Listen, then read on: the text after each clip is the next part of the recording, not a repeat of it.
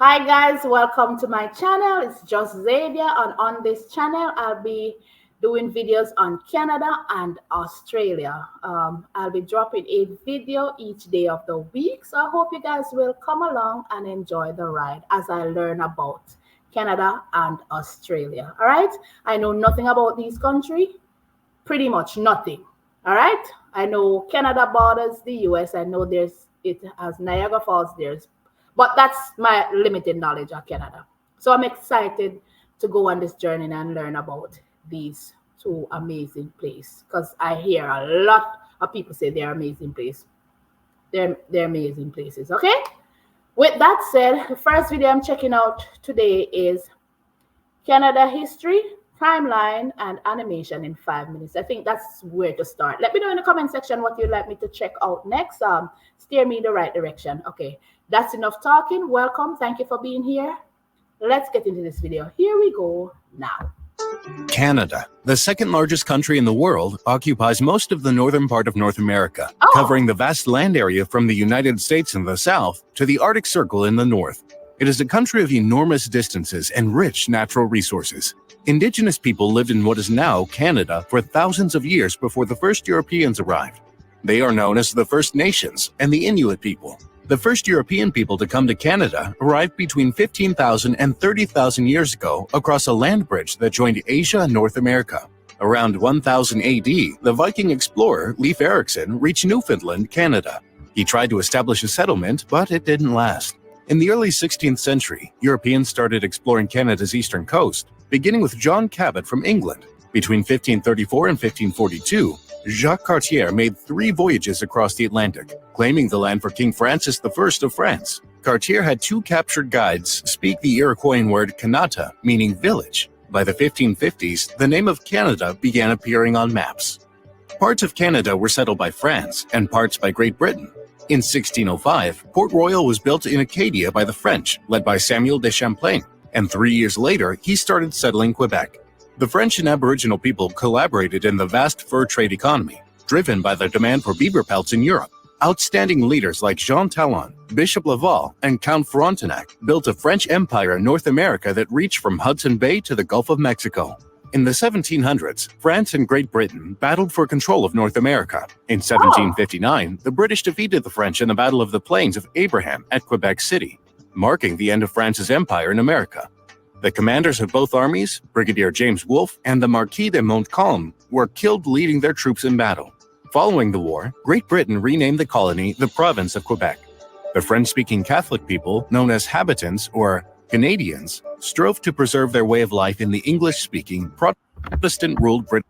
Okay, so I did not know that they're the second biggest country in the world. I had no clue.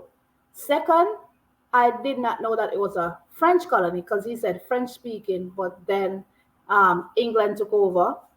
I knew that England, because I watched a video the other day, and it's about the places that England invaded. So Canada was one of them, and I know they gained their independence from them. So yeah, and it is pretty interesting just to see. British Empire. After the American Revolutionary War, many people in the new United States wanted to stay loyal to Britain. Thousands came north to Canada and settled in Nova Scotia, New Brunswick, Quebec, and Ontario. During the War of 1812, the United States tried to conquer Canada, but were defeated. In 1867, the province of Canada was joined by 2 other British colonies of New Brunswick and Nova Scotia through Confederation, forming a self-governing entity named Canada. Canadian soldiers fought in World War I for the British Empire. More Canadians died in this war than any other war. Canada became better known as a country after its success in the capturing of Vimy Ridge from the Germans in France in 1917. Women were given the right to vote by the end of the war, partly because of the help they gave making weapons while the men fought in Europe. I did not know that America tried to take over Canada. That's new information to me. Had no clue, but they did not want. Canada. So the women got right to vote early on because they were so helpful within World War I. This is deadliest. So many soldiers they have lost World War I. So many life lost. Did not know that new information to me. Interesting. 1931, Canada became fully independent. Then the Government of Canada made all decisions about Canada. The British Parliament passed the Statute of Westminster in 1931, which acknowledged Canada as a co-equal with the United Kingdom and the other Commonwealth realms. It was a crucial step in the development of Canada as a separate state, in that it provided for nearly complete legislative autonomy from the Parliament of the United Kingdom. The Canadian economy boomed during World War II as its industries manufactured military material for Canada, Britain, China, and the Soviet Union. Despite another conscription crisis in Quebec in 1944, Canada finished the war with a large army and strong economy. In the 1960s, the Quiet Revolution took place in Quebec, overthrowing the old establishment which centered on the Roman Catholic Archdiocese of Quebec and led to modernizing of the economy. In the same period, Canada adopted the maple leaf flag, although not without considerable debate and misgivings among large number of English Canadian society. In 1981, the Canadian House of Commons and Senate passed a resolution requesting that the British Parliament enact a package of constitutional amendments which would end the last powers of the British Parliament to legislate for Canada and would create an entirely Canadian process for constitutional amendments.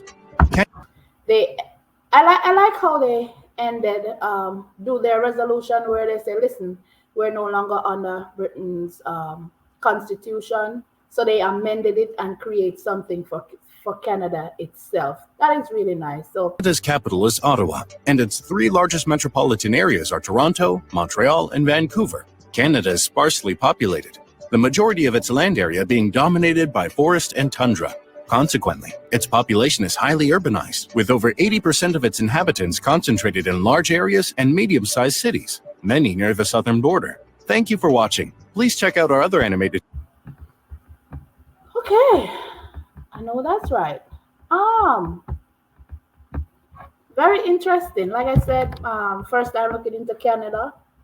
I am excited for this ride. So very interesting. So much that unpacked in 5 minutes. Second largest country in the world. Did not know that. France had them, then England took them over. Then they gained their independence from the UK in 1931. I think that's what they said. Economical boom in World War I. Ladies got to vote early because they were so helpful in World War I. They had lost the most soldiers in World War I. They had indigenous people. They wrote their own constitution, the resolution from what they had from Great Britain. So they done away with that, had their own. Like I said, a lot to unpack. Very, very, very, very interesting. So thank you guys for watching. Don't forget to let me know what you'd like me to check out next in the comment section. Love you guys, and I'll definitely catch you guys in another video. Bye.